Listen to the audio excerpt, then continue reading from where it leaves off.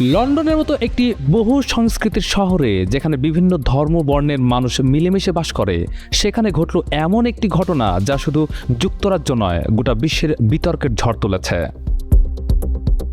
এই বছরের ফেব্রুয়ারির এক শান্ত সকালে লন্ডনের কেন্দ্রস্থলে অবস্থিত তুরস্কের কনসুলেটের সামনে ঘটে এমন একটি কাণ্ড যা অনেকের কাছেই ভাবনার অতীত।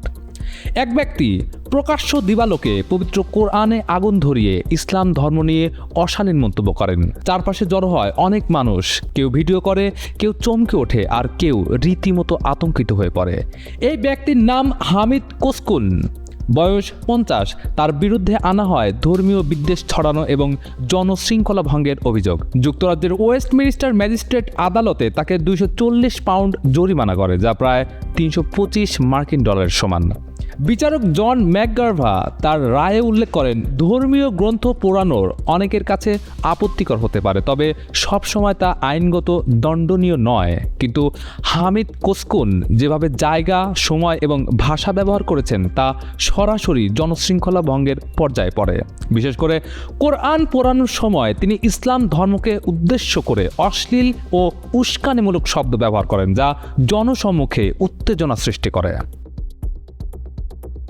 তবে হামিদ কোসকুন নিজে দাবি করেন তার এই কাজটি ইসলাম ধর্ম বা মুসলমানদের উদ্দেশ্য করে নয়, বরং তুরস্ক সরকারের বিরুদ্ধে প্রতিবাদের অংশ হিসেবে করেছেন।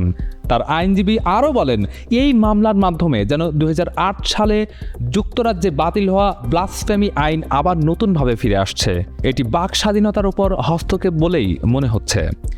এদিকে এই মামলার রায়কে কেন্দ্র করে যুক্তরাজ্যের ভেতরেই নানা প্রতিক্রিয়া দেখা দিয়েছে। অনেকেই বলেছেন, কাউকে শুধুমাত্র ধর্মীয় অনুভূতিতে আঘাত করার কারণে শাস্তি দেওয়া হলে তা বাক স্বাধীনতার মৌলিক অধিকারকে হুমকির মুখে ফেলে দেয়।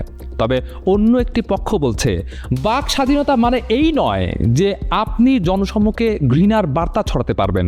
কোরআন পোড়ানোর মতো ঘটনা সমাজে বিভেদ, উত্তেজনা, এমনকি সহিংসতাও উস্কে দিতে পারে। সেক্ষেত্রে আদালতের এই রায়কে তারা সময় উপযোগী সিদ্ধান্ত বলেই মনে করছেন। আদালতের নথিতে হামিদ কোসকুনের পারিবারিক পটভূমি সম্পর্কেও তথ্য উঠে এসেছে। তার বাবা কুর্দি ও মা আর্মেনীয়। বর্তমানে তিনি ইংল্যান্ডের মধ্যাঞ্চলে বাস করেন। এই ঘটনাটি কেবলমাত্র একজন ব্যক্তির বিচারের গল্প নয়, বরং এটি একটি বৃহৎ প্রশ্ন তুলে দেয়। প্রশ্ন উঠে যায়, যখন ধর্মীয় অনুভূতি এবং বাক স্বাধীনতা মুখোমুখি দাঁড়ায়, তখন আইন কোন পক্ষ নেয়?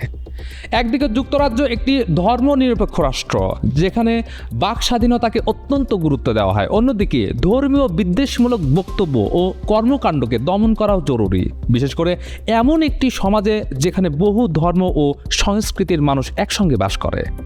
তাহলে প্রশ্ন দাঁড়ায়, আপনি যদি নিজের মতো প্রকাশ করতে চান, তাতে কি অন্যের বিশ্বাসে আঘাত করার অধিকার পান? আর যদি কেউ কারো ধর্মে আঘাত করে, সেটা কি শুধুই মত প্রকাশ, নাকি সেটা ঘৃণার অপরাধ? এই ঘটনাতে হয়তো ভবিষ্যতে আরও অনেক আলোচনার জন্ম দেবে। যুক্তরাজ্যের মতো দেশে ধর্ম, রাজনীতি, মত প্রকাশ সবকিছুকে কিভাবে ভারসাম্য বজায় রেখে পরিচালনা করা যায়, সেটাই এখন সময়ের চ্যালেঞ্জ। আপনি কি ভাবছেন, এ রায় কি ন্যায়সঙ্গত? আজ এ পর্যন্তই। এমন আরও আন্তর্জাতিক খবর পেতে চোখ রাখুন ডেইলি মিন্টে।